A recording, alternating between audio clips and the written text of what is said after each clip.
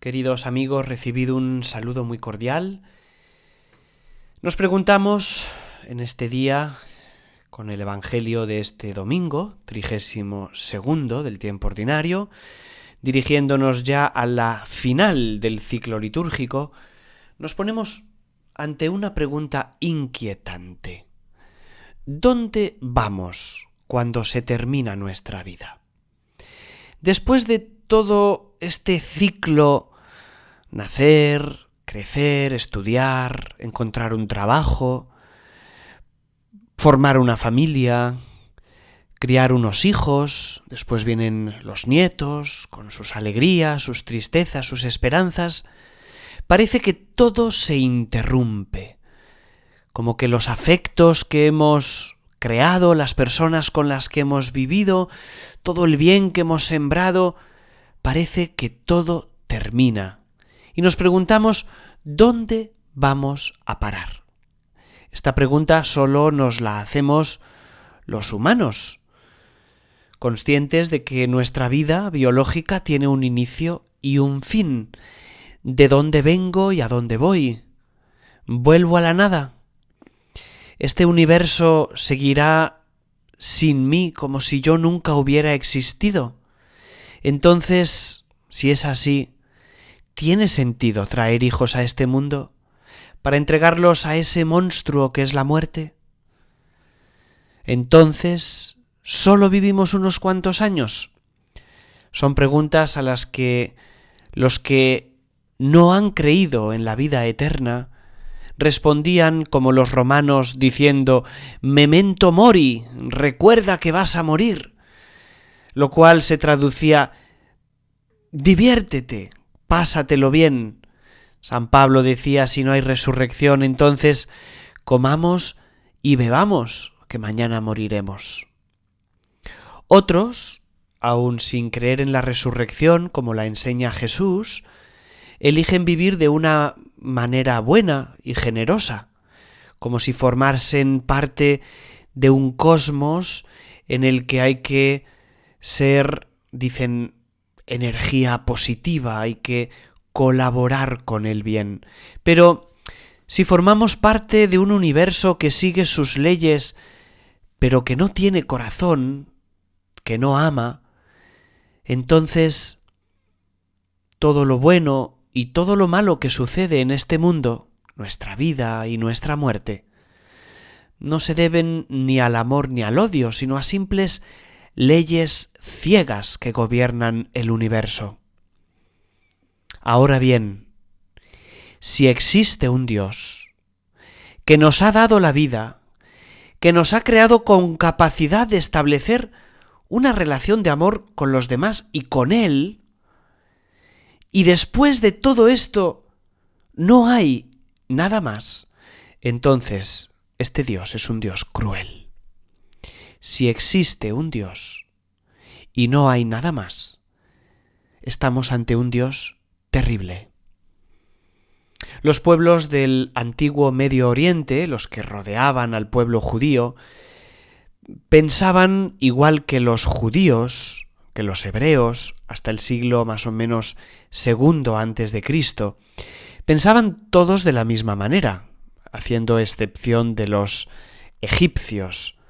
Pensaban que cuando se moría se iba al reino de los muertos. Cada pueblo le daba un nombre diferente, el Sheol para los judíos, el Hades para los griegos, los inferi o infiernos para los romanos, pero para todos ellos era muy parecido, un lugar tenebroso, oscuro, hecho de tierra, donde los muertos se arrastraban como zombis, como gusanos en el polvo y en la oscuridad.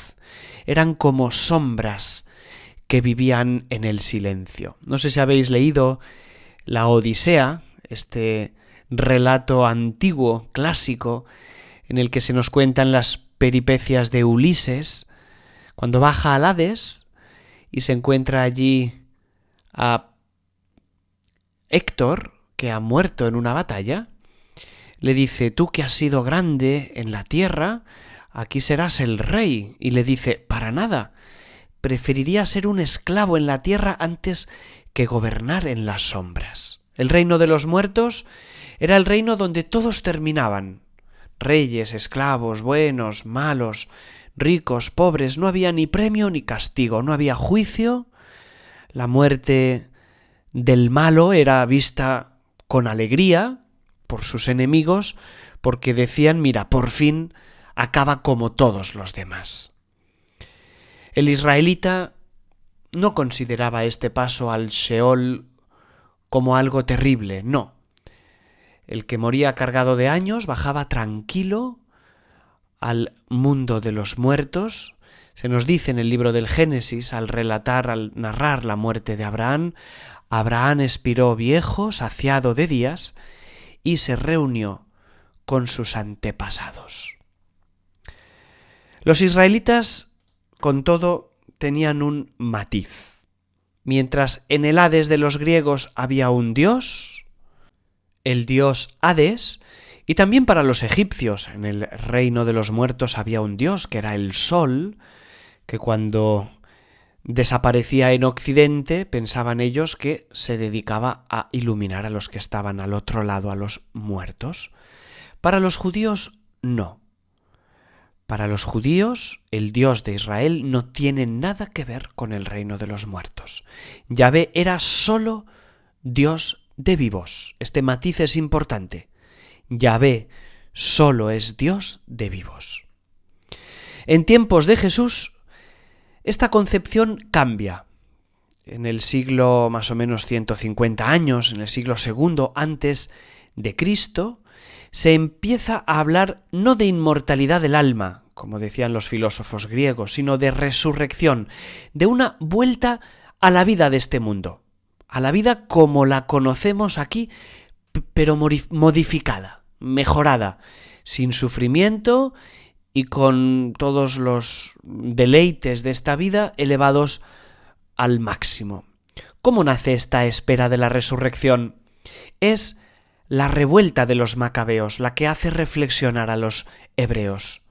Muchos macabeos pagan con su vida la fidelidad a Dios y se preguntan, cuando llegue el mundo nuevo, ¿acaso no participarán de una alegría, de un premio al que Dios les entregará por haber sido justos y fieles? Y por tanto se empieza a hablar de resurrección, pero una resurrección reservada a los justos. Solo participarán de las alegrías del nuevo mundo los justos. Y esto es lo que creen los fariseos. Los fariseos creen en la resurrección, pero como un regreso a esta vida. Cuando Jesús se encuentra a la hermana de Lázaro, a Marta, y le dice, ¿tu hermano resucitará? Ella le responde también desde esta visión. Sé que resucitará en la resurrección de los justos, le responde Marta. Pero en esta resurrección, la verdad, creían pocos, los fariseos, que eran minoría. Vamos a escuchar ahora qué creían los pertenecientes a otra secta judía, que eran los saduceos. Escuchemos. En aquel tiempo se acercaron algunos saduceos, los que dicen que no hay resurrección, y preguntaron a Jesús, Maestro, Moisés nos dejó escrito, si a uno se le muere su hermano dejando mujer, pero sin hijos, que tome la mujer como esposa y dé descendencia a su hermano. Pues bien, había siete hermanos. El primero se casó y murió sin hijos. El segundo y el tercero se casaron con ella, y así los 7, y murieron todos sin dejar hijos. Por último, también murió la mujer. Cuando llegue la resurrección, ¿de cuál de ellos será la mujer? Jesús se encuentra en los últimos días de su vida en esta tierra, en Jerusalén, y está en el templo. Le buscan unos y otros para ponerle a prueba, fariseos y saduceos que eran enemigos, e incluso los herodianos, más enemigos todavía, buscan a Jesús para ponerle preguntas y trampas y para poderle acusar y condenar. Jesús está en la explanada del templo y se acercan los saduceos. Es la primera vez que en Lucas aparecen. ¿Quiénes eran? Eran los ricos de la ciudad de Jerusalén, los que tenían el control del templo. Recordemos que Jerusalén es la ciudad centro del turismo, no, centro del culto a Dios entre los judíos. El templo es un lugar donde esta clase social, los saduceos, hacen comercio con los ritos a Dios. No tenían escrúpulos de colaborar con los romanos, de hecho eran amigos de los herodianos, con tal de tener dinero. Eran aristócratas, sacerdotes del pueblo judío que comerciaban con Dios.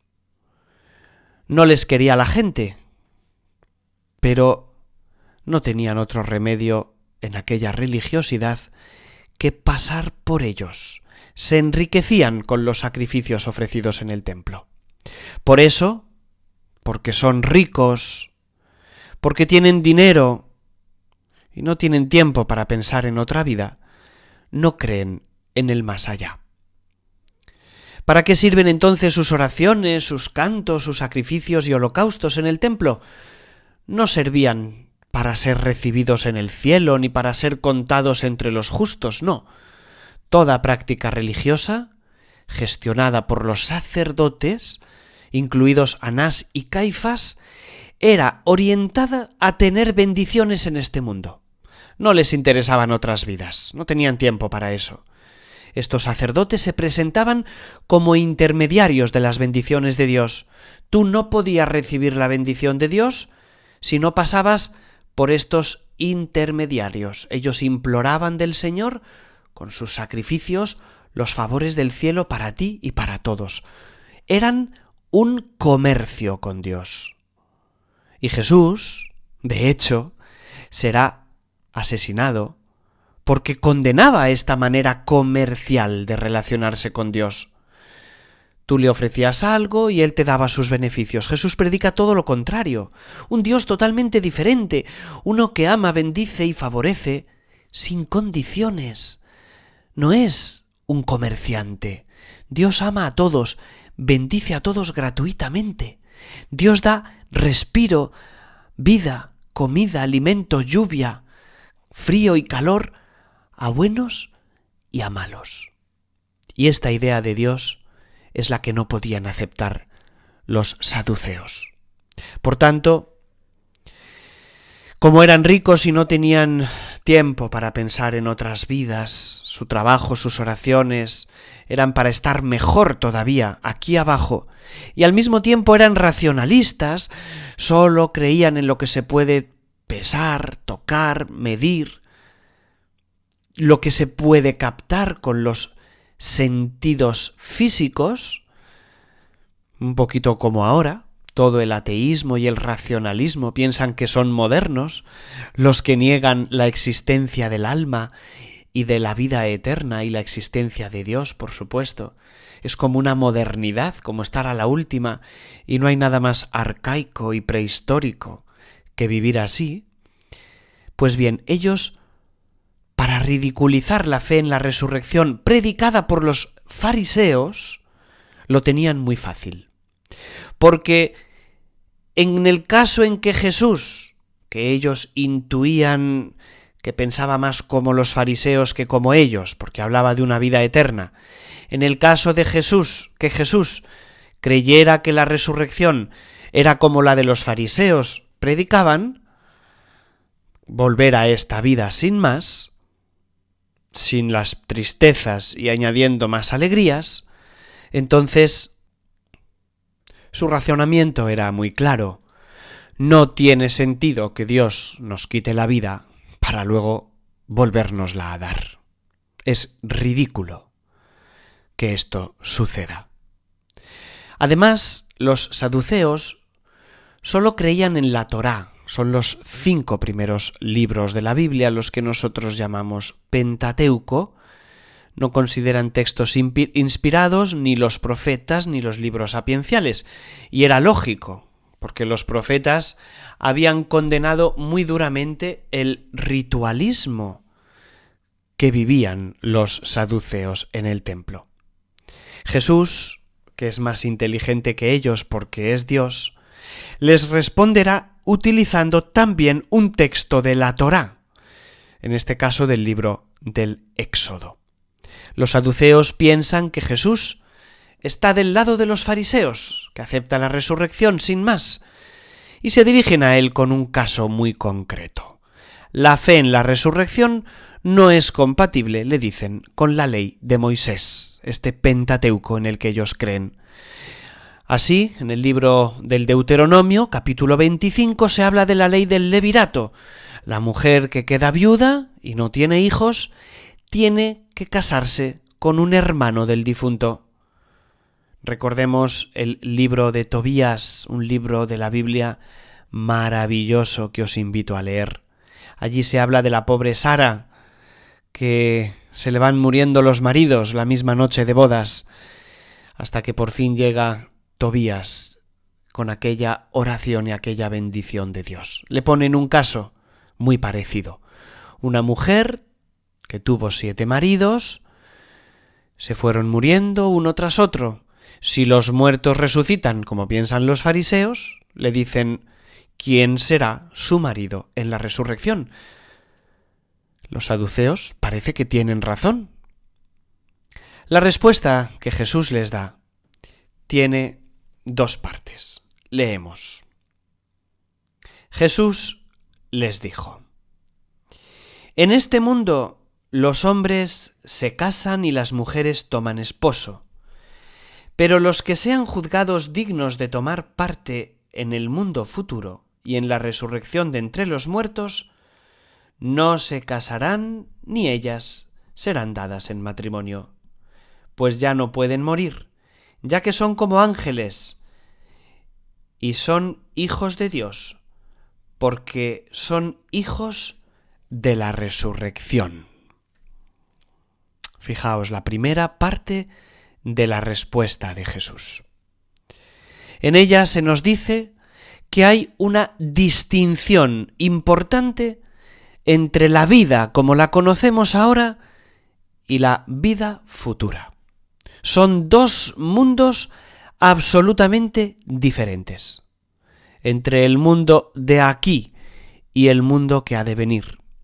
Este es un mundo en el que vivimos, como ya conocemos, una vida biológica, con unas leyes propias, con una manera de existir muy concreta que es la única que conocemos.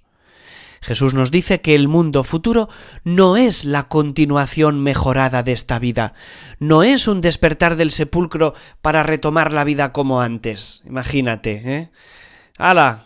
Nos despertamos todos, venga, cada uno a su casa, cada uno a su trabajo, donde lo dejó cada uno, allí lo retome. No, si fuera así, tendrían razón los saduceos en negar la resurrección. No tiene sentido que Dios nos quite la vida para luego dárnosla de nuevo.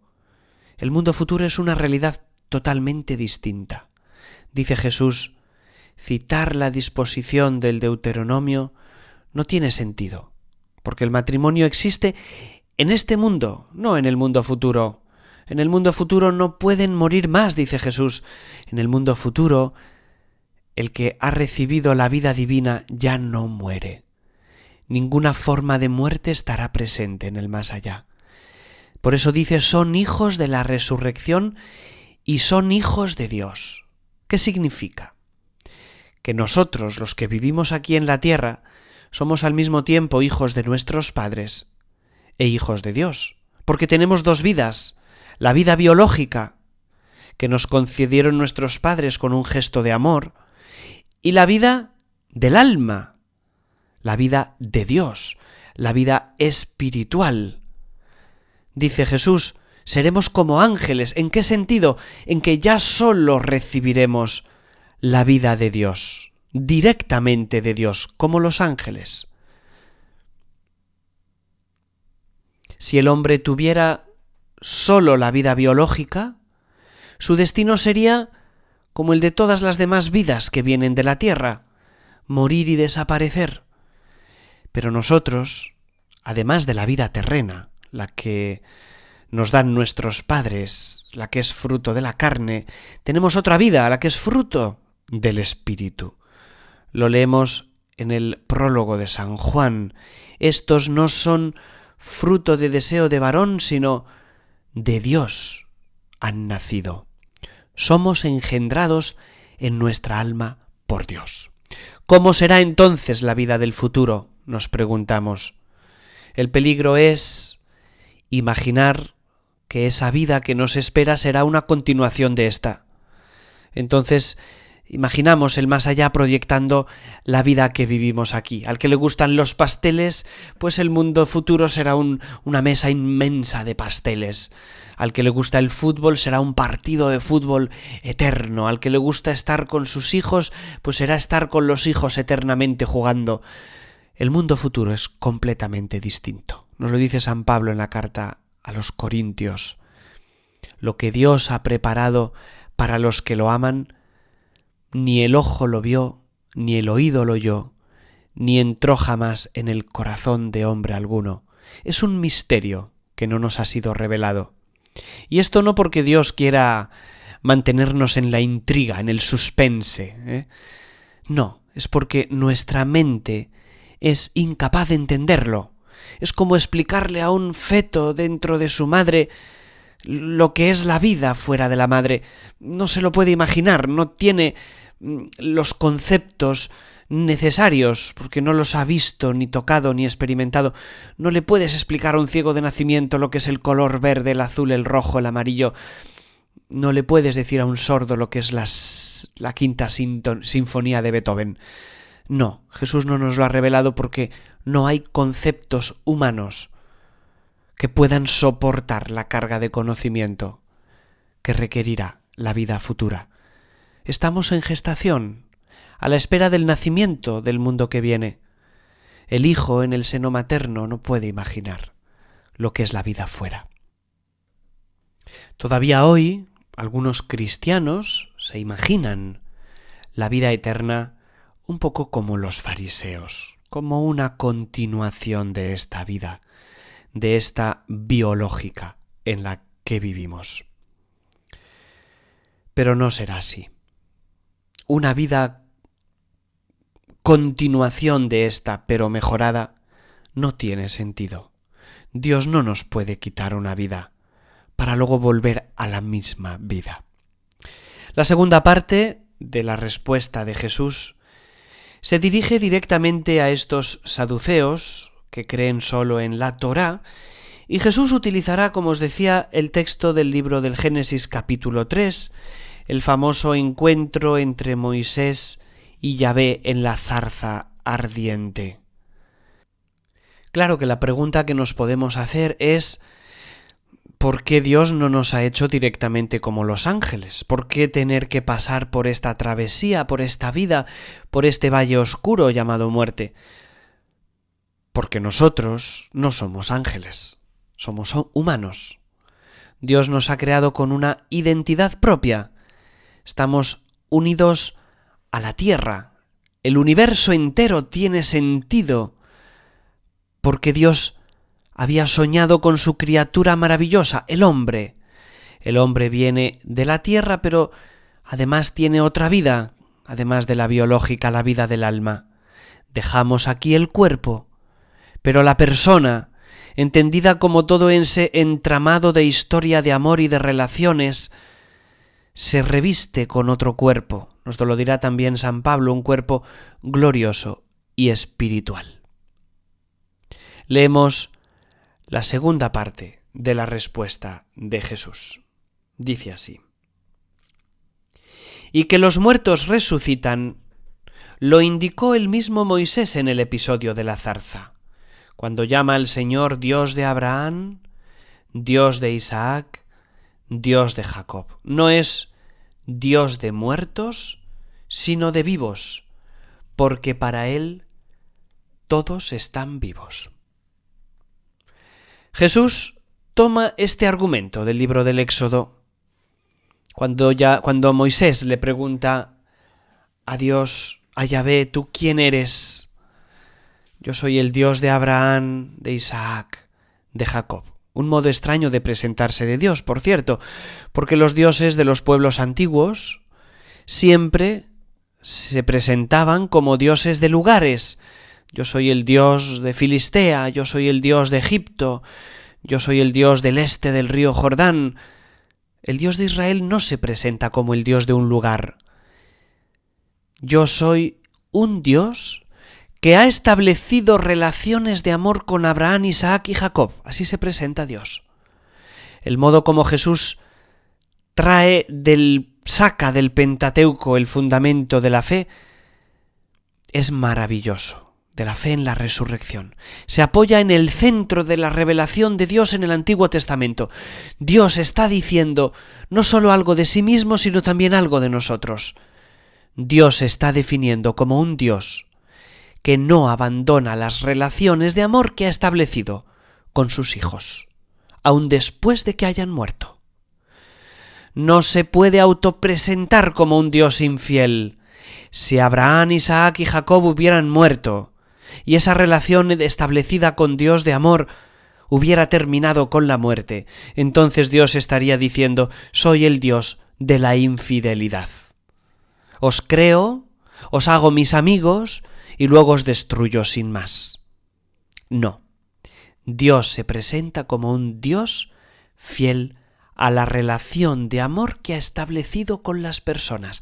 La muerte no puede destruir los lazos de amor que Dios ha creado con cada uno de nosotros. Este es el argumento de la resurrección que utiliza Jesús.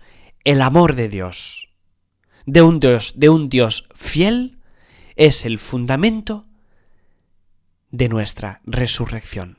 Si existe un Dios y el hombre puede establecer con él una relación de amor y este Dios es fiel, entonces estamos llamados a una vida eterna. Esto se dice de una manera preciosa en el Salmo 16 que leo para vosotros. Fijaos qué salmo más bonito. Protégeme, Dios mío, que me refugio en ti. Yo digo al Señor, tú eres mi Dios. No hay bien para mí fuera de ti. Fijaos, es un salmo que narra el amor de los enamorados. No hay Dios, no hay bien para mí fuera de ti. Eso es una declaración de amor en toda regla. En los santos que hay en la tierra, varones insignes, pongo toda mi complacencia. Se multiplican las desgracias de quienes van tras dioses extraños.